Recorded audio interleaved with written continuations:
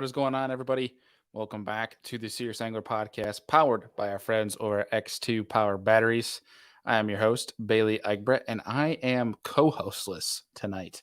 This is actually a whole last-minute deal. It was supposed to be an episode with the captain, Mr. Andy Full, and I tonight, but we actually had some pretty wild storms roll through the Buffalo area tonight, and Andy is without power, but your boy is all good.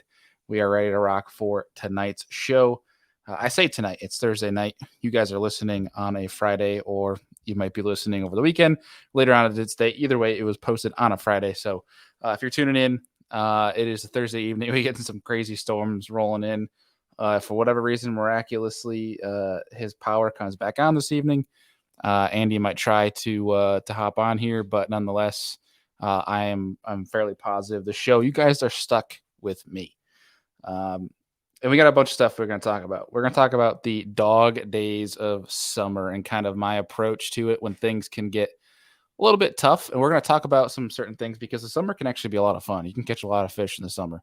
We're going to talk about some different aspects of that. But before we do, we have some different things to go through here before we get into the bulk of today's conversation. Some news stuff to catch you guys up on things. In case for you working folk or folk that aren't paying too much attention and want to get some updates on what's going on throughout the industry. Surprise, surprise, the Bassmaster Open on the St. Lawrence River. As of yesterday, day one, today being day two, the guys are currently out fishing. Surprise, surprise, Corey Johnston is leading that puppy by over a pound. He has 26 pounds, 14 ounces going into day two. Obviously, 3-day event, so the more lead you can get, especially on the St. Lawrence, the better. More padding is definitely helpful, although it is a place you can make a monster comeback on. But more so, second place is Jody White. Major League Fishing's Jody White, freaking hammer up here in the Northeast. He comes out to the Buffalo area. He comes out to Finger Lakes. He goes anywhere in the Northeast. Resides in Vermont, and 25-11, sitting in second. Day one of the Bassmaster Open. Super pumped to see Jody up there. Jody is a scary stick that shows up to the ramp on tournament day. So super pumped for him and excited to see how he does for the rest of the tournament. We'll see some other notable names we have here in the top 10. We have Logan Parks in fourth, who's sitting just outside the top 10 AOI right now, in 12th for Bassmaster EQ standings for Angler of the Year. Well, really for qualifying, I should say.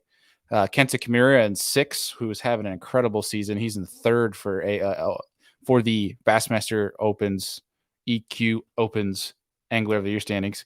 He's in third, so it's a great standing for him to be in. And of course, he will obviously already double qualify for the elites next year, so he does not even count in those standings, which is why I said top 10, not top 9. So as of right now, where the standings are, Kenta is in third, which would drop down one name. And that one name happens to be Mr. Kyle Patrick, who we've had on the show. And Kyle is actually another New Yorker, fellow Northeasterner that's grown a lot. Where he started when he jumped into the Opens, he was taking everybody's money here locally. And now he's starting to really find his stride. And it's cool to see him evolving as an angler, growing within the industry, not just from a fishing side, but also the business side. It's cool to watch him in his path. So we are overdue on getting Kyle back on the show, but cool to see him. He was in stride. He was right there last year, and he's right in the route to be that same position here this year. So super excited to keep up with that. But as well, going back to it, one more person I want to call out here is JT Tompkins, who won on the Chesapeake last year, fished the Classic, is in 7th right now with 23 pounds, 8 ounces, and is in 4th for the EQ standings. So another starting as of right now, starting off as another good event for JT. Met him at ICAST, actually. We've talked briefly over social, and he's an X2 Power guy, so super pumped to have a team member on there doing well. But I met him at ICAST. He's going to come on the show here soon. As soon as he gets out of the St. Lawrence River event, we're going to plan up a show and get him on here, talk with him. But freaking hammer stud, man. Like, he travels around. He does what he needs to do to get it done. And the biggest thing I respected, and I looked at it after the Toledo Bend event, it seemed like maybe he wasn't super pleased with how he did down there and stayed a few days. I don't know, maybe if it was a learning thing or what, but staying and learning a fishery and adjusting for future, like that's that speaks a lot of volumes to, one, your dedication to your craft, but two, your willingness to get after it. And I thought that spoke a lot of volumes to him as an angler, his character and his determination, but also I think that speaks volumes to sponsors, to be honest with you, because they think they see that and they understand if you're willing to put that forth for the craft, that means that their brand is in good hands if they're working with you. But I don't know, something that runs through my mind when I see things like that, and that might be me reading way too into it, but I'm pretty confident with JT. I think that might be spot on. So hopefully we can get JT nailed down here and get a show with him. That'd be pretty cool. Otherwise, more news here. NPFL, shocker as well. Mr. Patrick Walters leading after day one on the NPFL event out in the Midwest, smallmouth on a Great Lakes fishery. I think he has 20 pounds. I think it's Saginaw Bay, excuse me. He has 20 pounds. And I think literally 10th is like 15. So pretty hard drop right there to get in the top 10, 15 pounds. I do know that place is littered with just numbers. So it'll be interesting to see, especially with MLF boys going up there in a few weeks. But other than that, some interesting news and news that I'm not going to dive into because I do not have all the facts, and I have you guys know how our platform is. We'll report on news and such. We'll give you guys the scoops, but we are not one to hop into drama. But Spencer Sheffield disqualified from the Cayuga Lake event up here in New York for Major League Fishing Bass Pro Tour. Essentially, the allegations are getting a fish off a bed, snagging him. It did video was a little bit inconspicuous, but again, I wasn't there. I don't have all the details, all the facts. I like Spencer. He's come on our show and dropped a lot of knowledge for you guys and us hosts. So I wish Spencer all the best moving forward. Hopefully, it's something he can quickly move past from. And I know there's been some videos going around. I know Hellabass, Rich Lilligren did a video on it. I've yet to actually go and watch those fully, which is why I'm not speaking on it fully here, which is why I'm encouraging you guys to go and look at those and listen to those people's commentary.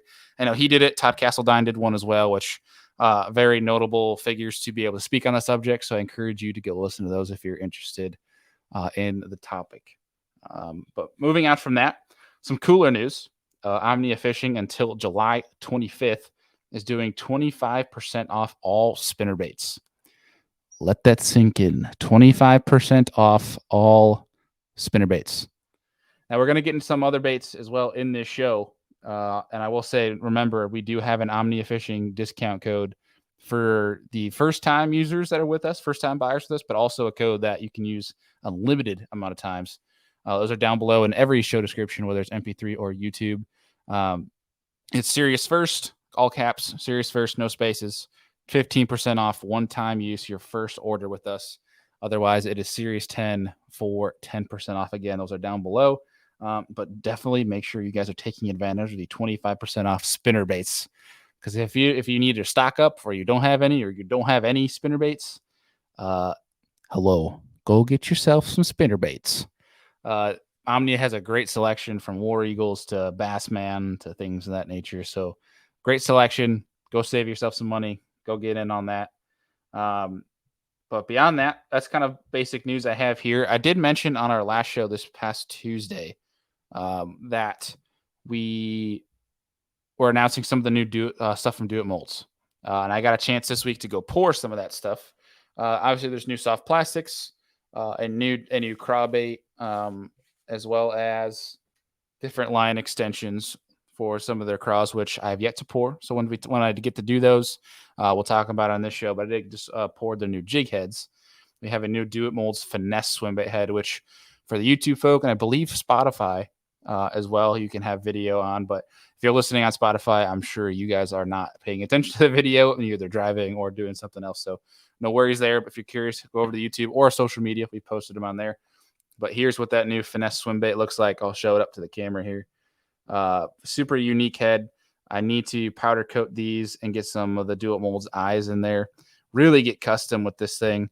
I think this is going to be a really cool head, personally, for like alewife chasers, for perch, things that can get really custom with the color as well with the eyes and try to really match the hatch.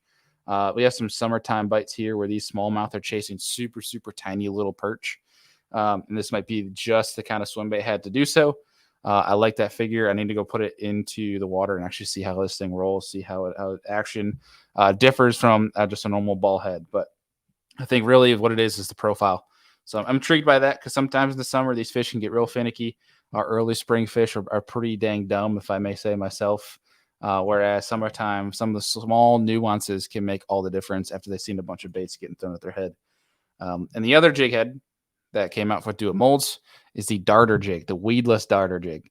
Now, if you guys haven't thrown a darter jig, we're going to put out a video on pouring these two actually on Serious Angler. We're going to try to put some more Do It Molds and some bait making content, maybe some more fishing content, especially when Andy and I are together on Serious Angler. But this is super intriguing. I got a little robo worm on the back of this, and essentially for my James River folk, it's exactly geared towards you guys.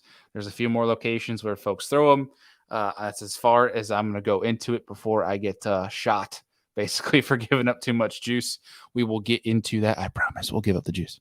But essentially with this little jig head is a little trick worm or a robo worm. And it has a super intriguing fall, almost kind of similar to a beaver, if you will. What I've been told, it kind of mimics like a crab on some of those baits, how crabs fall.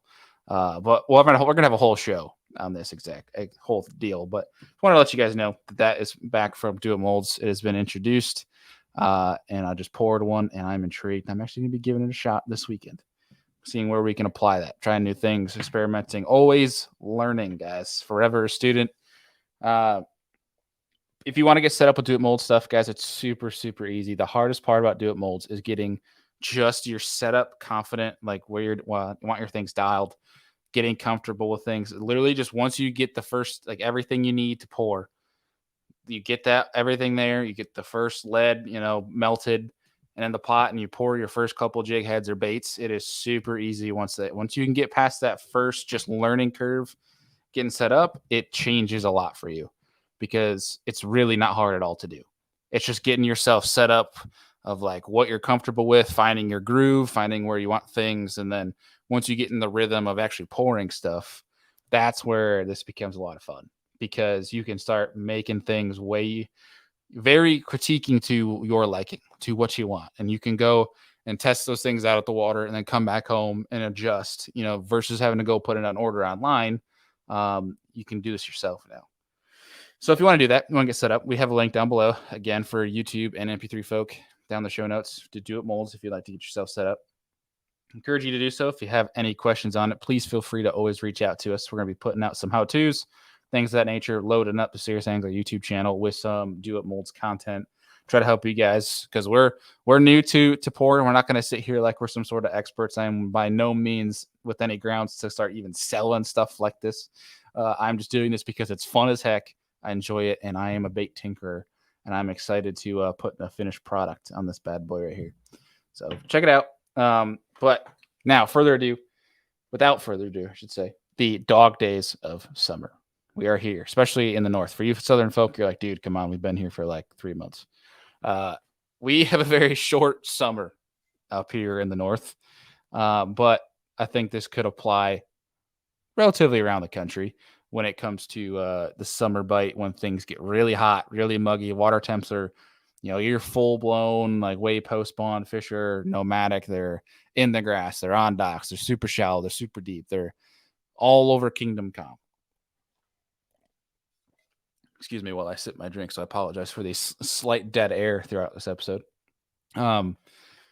It can be a really fun time, but it also can be a really challenging time because to me, the summertime is very window specific. And what I mean by that is you have your sunrise, your sunsets, where fish really engage when the sun's either coming up, sun's coming down, pressure's dropping or pressure's rising. With the changes in the elements is what engages those fish to start biting more than they will throughout the day. But that doesn't mean there aren't any other factors that you can still get bit on throughout the summer. Of course, at all times of year, current is the ultimate negator. So TVA fisheries, like if you're ledge fishing, things of that nature, or if you're just in simple rivers with moving, faster moving water, things of that nature, you're going to get bit all day long. And it shouldn't matter too much. Obviously, you have your certain windows that are better than others. Like I mentioned, the sunrise, sunset. But there are windows, whether it's pressure drops, whether storms are coming in, whether it's, we all have those fisheries where it's like, man, I don't know what it is, but 10:30 something clicks, and 10:30 to 1 o'clock is when you start crushing them, or it's a punch bite and it's 11 o'clock, 11:30 when that sun gets really high and those fish, a good amount of them have pushed under mats. It's when that frog bite, that punch and bite gets good. I mean, you hear about it all the time with guys in tournaments or even just fun fishing. Like, man, I had maybe 2 fish, 11 o'clock, and then I just caught the crap out of them for the rest of the day. These are the kind of windows we're talking about in the summer. And there's times where I definitely, it seems like we go through those here. It is a time of year where you need to, I think it's the best time of year playing the conditions. Allow Mother Nature to tell you what to do. Now, there's always times those fish don't listen to Mother Nature like we do, but majority of the time, if you listen to what Mother Nature's telling you to do and relating that to the body of water that you're fishing, you're going to catch fish.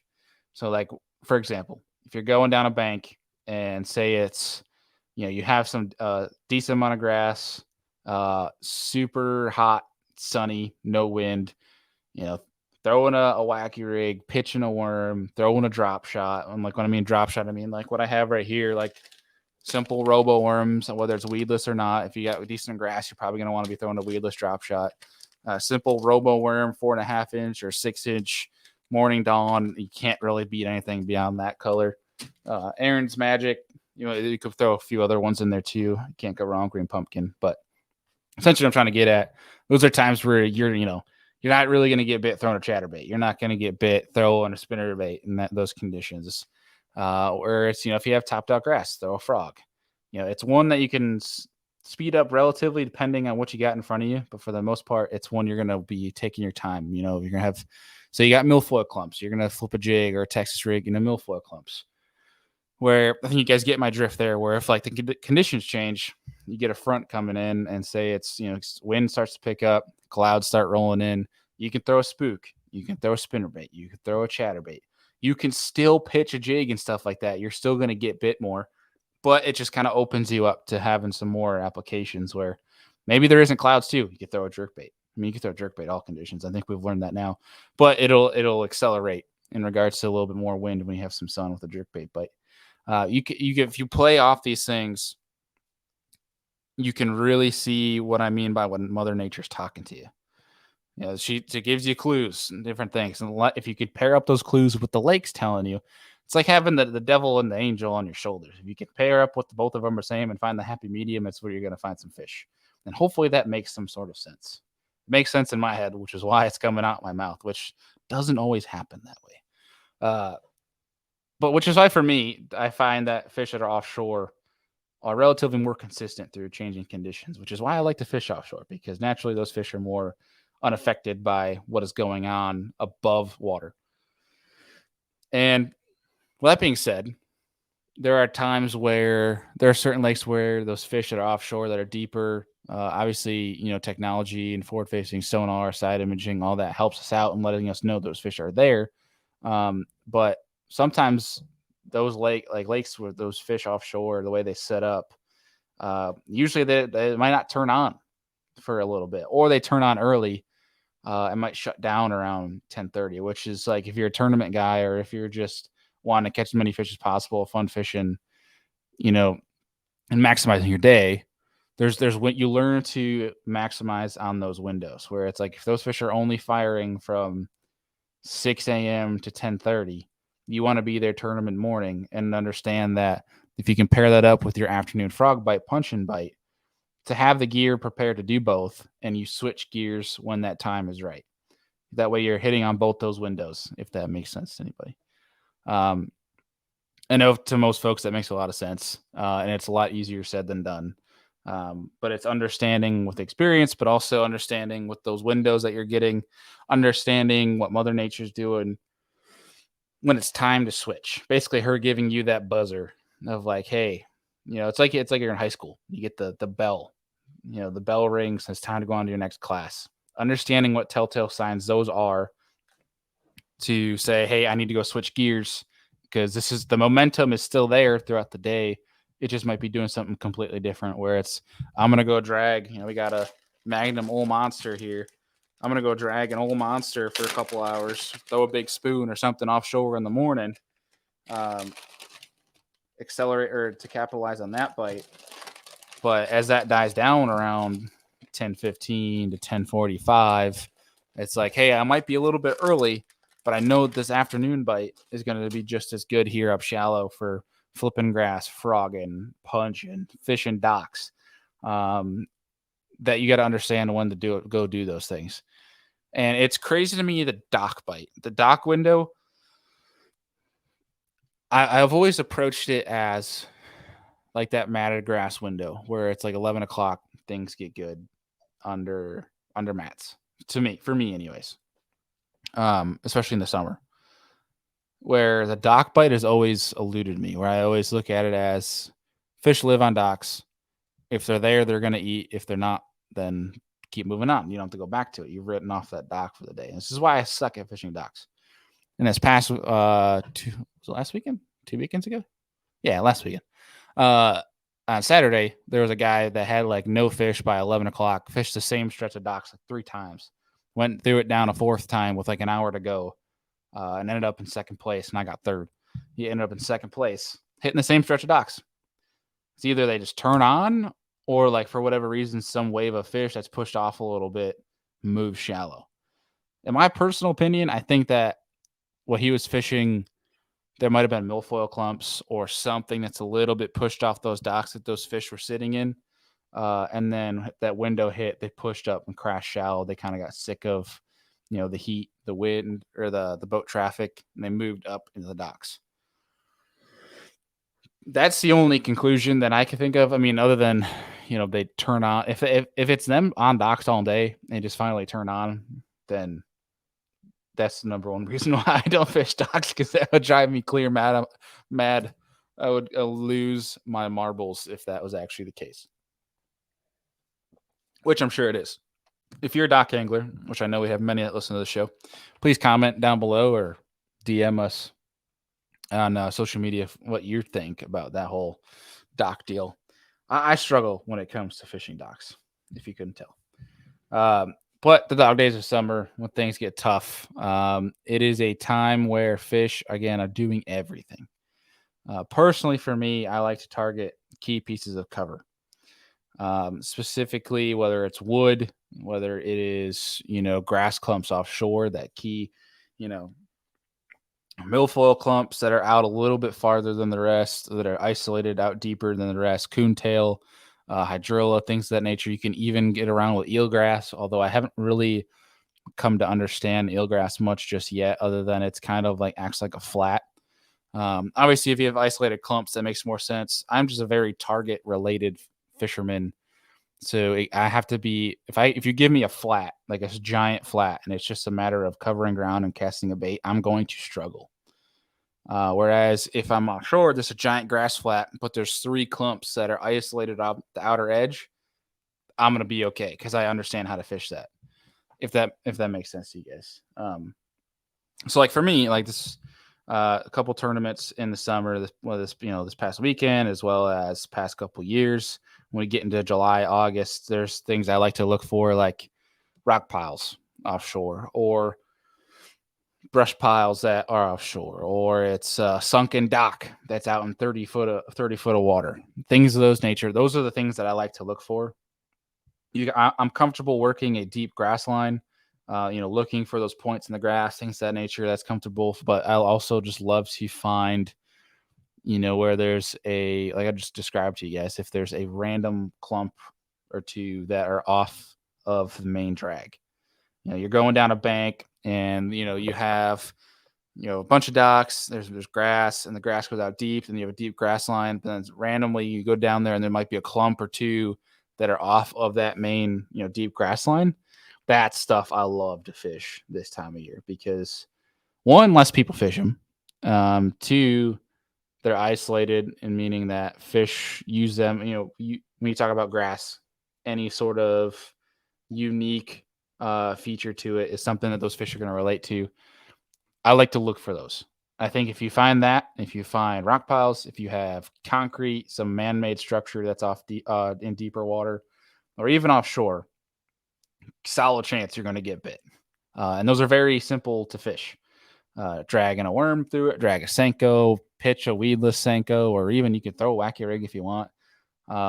You could throw a multitude of things. You can throw a top water over it, depending how deep it is. You can throw creep or swim jig over it. Excuse me. You can throw anything under the sun at those suckers, and you will get bit. This time of year, my mainstays, for the most part, some of them kind of are flexible. My mainstays are like a 10-inch ribbon tail worm. Love that bite because oh my God, they thump the crap out of it, and it's a fun, like, a little 1 second wind up, longer than like a frog pause. Like when you get eaten up on a frog, and I tell you, one of Mississippi's is way longer than that. You get dumped, you reel your line and make sure you got tension, and then you crack their butt. I love that bite. Beyond that, you can replace that with like a Senko, something like that. I like dragging a Senko as well. But like a weedless drop shot, that is the number one. I firmly believe that a weedless drop shot is number 2 on the all-time ranking list from a tournament bait or catching bait, behind a wacky rig. My personal opinion. But beyond that, football jig. Football jig's a great one. If you have edges, things that you're confident that your bait won't get too hung up on, like immediately, that you can really finesse over, cranking over them is going to be good. Throwing a chatterbait, creeping a swim jig over top. I love throwing a deep crank this time of year too. So even like deep grass lines, that's one thing I love about Mega Live, where I might not see fish, but I can see where that deep grass line's going out to, and I can parallel that really easy with Mega Live. And so deep cranking's a fun time of year to do that. But that's pretty straightforward. I think you guys understand that. But excuse me, those are my typical baits. There are some unique baits too that I will call out that I actually ordered from Omnia Fishing that I'm going to give a try here. And the first one is, it's not even really more a unique bait. It's more of a different color that I thought was actually really interesting, because this is straight out of the package. I'm going to show you, at least show the YouTube folks. I have my package right here. It's a Spro Frog. Okay. This is nothing old, excuse me. It is old, nothing new. You guys understand that, but the color is watermelon red. Now, if you look at this frog, top, has red legs, top has red flake, but we don't really take into account the top of frogs when we throw them. But if you look at it, it's kind of translucent. Like if you see it in person, like I can't see the color of my hand, but I can see the shadow of my hand through this frog. Green sides, very translucent belly, like a light brown belly, a lot of red flake in the belly, red tails. Super intriguing. But the one thing I thought was interesting, the one color I absolutely love on a Spro Frog is Killer Gill. Those are the ones I own the most of, and I throw 99.99% of the time. Basically stop throwing white and black. For very specific situations, I'll throw them, but I throw that Killer Gill most of the time. And all those colors, black, white, Killer Gill, out of the package, take some breaking in. Like, you got to break that frog in. This watermelon red, I don't know if it's the translucent part of it or what. This thing is soft as heck out of the get out. Like, right out of the package. Very, very soft. Like, it feels broken in. I like the texture of it too. It's kind of different from the other ones. I don't think that has much to do with it at all. But super intriguing. Watermelon red. I'm going to put up a picture of it on social media in the morning, and kind of do a little reel on it for you guys to show people. But very intriguing. Like, I can see through the camera here. Let me show you guys a little bit more what I mean with that red flake. Just super intriguing. Yeah. If you've used that, let me know. Beyond that too, big jerkbait guy. I think I own like every single freaking brand that makes them now, except for this one, which I just bought a few. Benjamin Nowak actually put me onto him. And the Dual Realis jerkbaits. This is a 120 SP. I got a few different colors, but I have not done the duos, and I've heard great things about the duos. Definitely intrigued to give these a try. Super cool looking bait. And I think they come standard Ichikawas because they look like Ichikawa treble hooks. And I've made my fingers bleed several times already, which kind of leads me towards thinking they're Ichikawas.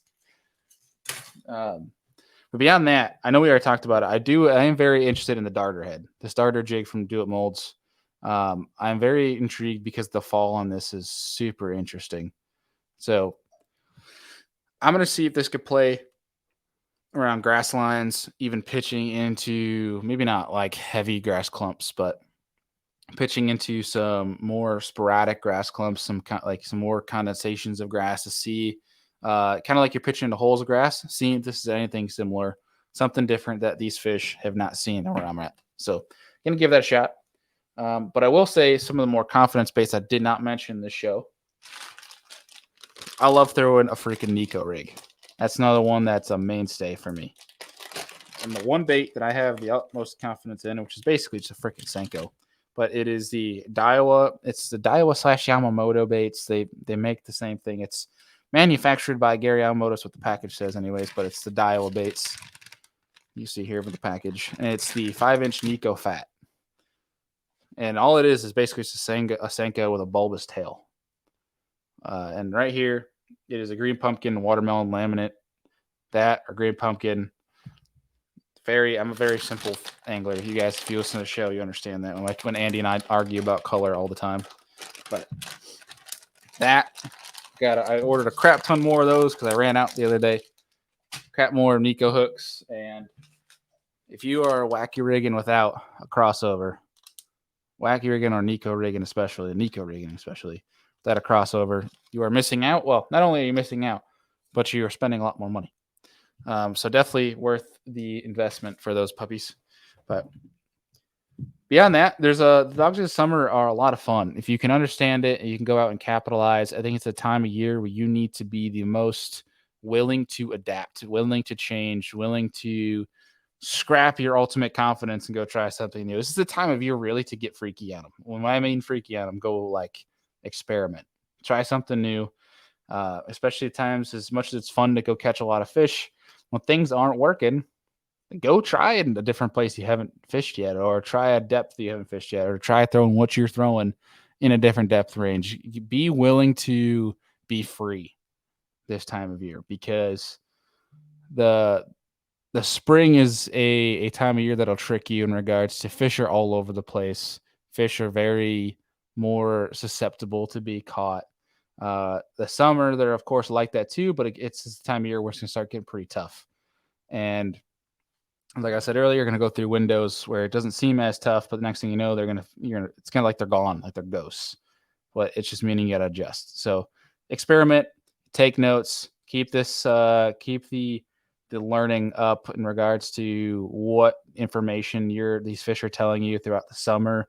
Things that when you go through a bite window and you get a few bites in a few minutes, something quick, take note of what's going on, what depth you're in, what the water temperature is, what structures around you, what covers around you, what is Mother Nature telling you at that time. It seems cliche and nerdy, but keeping a journal definitely is very, very effective in this, because it can help you learn. That's why I like to run a GoPro, is another way for me to look back on some of these things. It doesn't give me all the data, but it's one of those things that I look for all the time when I go through some bite windows that, I get like bite after bite after bite. And it's like a quick, 5-minute splurge, where it's one that I like to look at and like, okay, why? If I don't understand before going into it, there's obviously some stuff that we as anglers, we go into it like, yeah, we're going to get bit right here because it clicks. But there's definitely some things where it's like, yeah, I get bit. And it's like 5 minutes when I get 4 bites. And I'm like, okay, why? And especially if I'll do it in a tournament as well, but I will go for some longer lengths of time when I'm fun fishing or in practice to understand the why.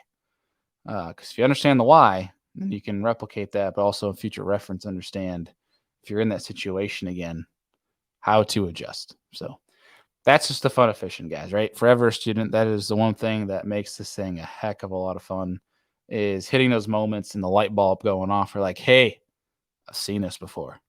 I know what to do. And you make that adjustment and it works. And there's something super cool about that little right there, that little thing that clicks. And it makes you feel like you're freaking Kevin Van Dam. So that is my TED Talk for the day, guys. Because if I kept going, which I probably could, but I'd be rambling. And I don't think you guys want to sit here and listen to me ramble. But we have some awesome shows coming up next week. We actually have fantasy. I believe fantasy fishing is next Monday. Let me double check here while I got you guys still listening. While I still have your ear. Next Tuesday night, though, is Benjamin Nowak.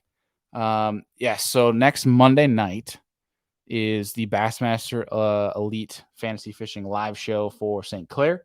So come join us for Monday Night Live. We'll have some giveaways, things of that nature. But then next Tuesday night, Benjamin Nowak, Tuesday Night Live. We're getting next Friday's show up and running. But hope you guys can make it on Monday. Appreciate y'all as always. Make sure you guys are getting in on those sales from Omnia Fishing as well as Do It Molds. Again, links are always down below to all of our discount codes if you want money off your X2 Power batteries, things of that nature. Always reach out to us if you guys have any questions. But folks, appreciate you guys listening to my rant today. Appreciate y'all, and we'll see you on the next one. Peace.